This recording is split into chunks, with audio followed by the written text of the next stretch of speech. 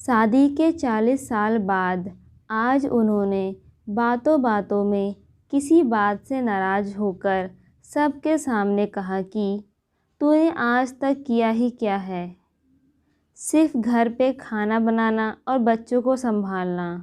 और वैसे भी आजकल बच्चे भी तुम्हारी बात कहाँ सुनते हैं, वो अपने मन की ही तो करते हैं। इतने सालों में तूने उनको कुछ नहीं सिखाया, तभी इतने बिगड़ गए हैं दोनों बच्चे। अपने पति की ऐसी बातें सुनकर आज पूरी रात सुनीता को नींद नहीं आई। सुनीता सोचती रही, रोती रही कि सच में मैंने आज तक किया ही क्या है।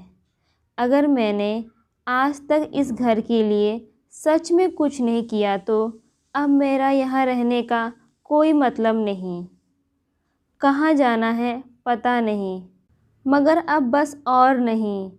ये सोचते हुए सुनीता ने अपने पति विशाल को एक चिट्ठी लिखी। उसमें उसने लिखा था कि मैंने आज पूरी रात सोचा कि तुम शायद सही कह रहे थे। आज तक मैंने किया ही क्या है, कौन हूँ मैं, क्या है मेरी पहचान। चाहती थी मैं आसमान में उड़ना, मगर उड़ने से पहले ही मेरे पंख काट दिए गए। सपना देखने से पहले ही सपना तोड़ दिया गया।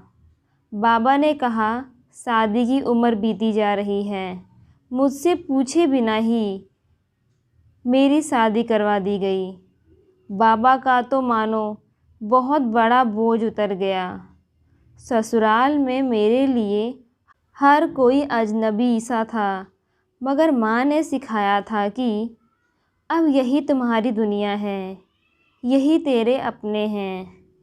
अब से इन सबको ही तुम अपने माँ, बाबा, भाई बहन समझना। पति तेरे लिए परमेश्वर है, इनकी कही कोई बात को मत टालना।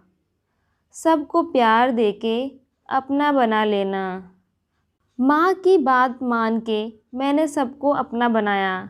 मुझे क्या पसंद था और क्या नापसंद, इसके बारे में कभी सोचा ही नहीं।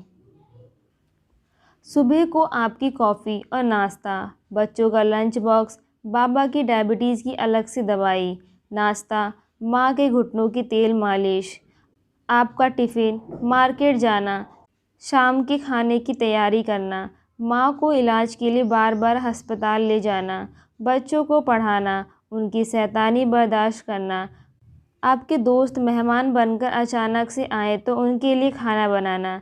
बस इतना ही तो किया है मैंने, और तो क्या किया। इसलिए अब मुझे कुछ और करना है।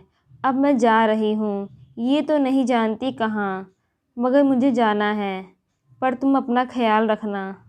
फिर सुनीता वो चिट्ठी टेबल पे रखकर चुपचाप वहाँ से चली गई।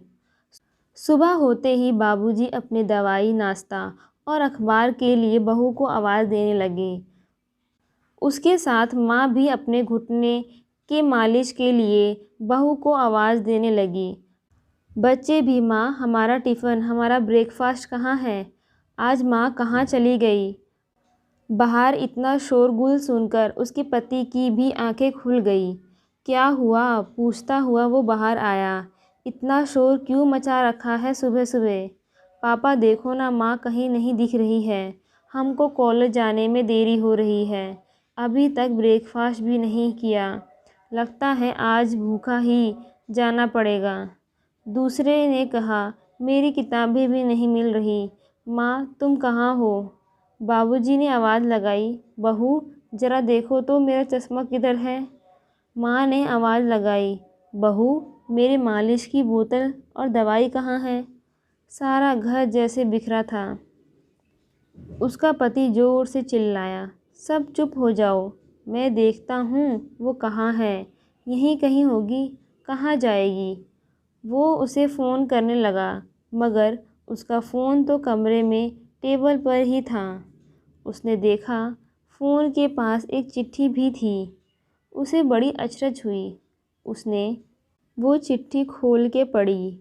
चिट्ठी पढ़ते ही उसे याद आ गया कि उसने कल शाम अपनी बीवी का कैसे अपमान किया था, वो भी सबके सामने। उसे अपनी गलती का एहसास हुआ। वो उससे माफ़ी मांगना चाहता था, मगर कैसे? उसका कोई अता पता नहीं था। उसने उसके मायके और उनकी सहेलियां सबको फ़ोन करके पूछा, मगर किसी को नहीं पता था कि वो कहाँ है, किस हाल में है। मगर सुनीता अपने मायके में ही थी। जानबूझकर उन लोगों ने विशाल से झूठ बोला कि वो घर पे नहीं है, ताकि उसे अपनी गलती का एहसास हो।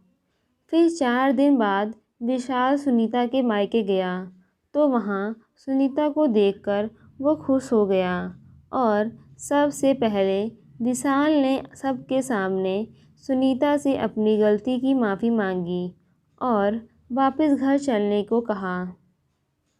औरत का दिल तो वैसे भी बड़ा होता है, इसलिए वो अपने परिवार को कैसे अकेला छोड़ देती। सुनीता ने विशाल को माफ़ कर दिया और वो अपने पति के साथ घर चली गई।